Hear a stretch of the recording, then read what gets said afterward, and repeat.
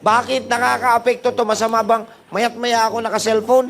Yes. Number one, dahil masyado nang mataas ang exposure mo sa EMF. Ano yung EMF? Electromagnetic field. Which is simplified called as radiation.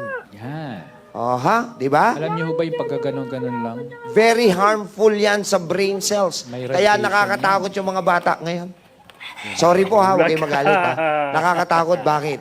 Sa totoo lang, mas mahaba yung oras nila sa phone. Nahuli Totoo? na yan. Yan. Kaysa sa mga physical activities nila. May papayo natin, reduce usage. Ayan. Bawasan po natin ng paggamit. Lagyan nyo ng oras. Tama. Lagyan nyo ng oras. O, 2 hours. 2 hours, pahinga muna. Okay, Kasi pag ho. hindi tuloy-tuloy, naku, bahala kayo. Kawawa brain nyo. JM Wala po. po ako, wala. Wala ako, wala. Ano? Wala ako, wala. Wala, nakita na.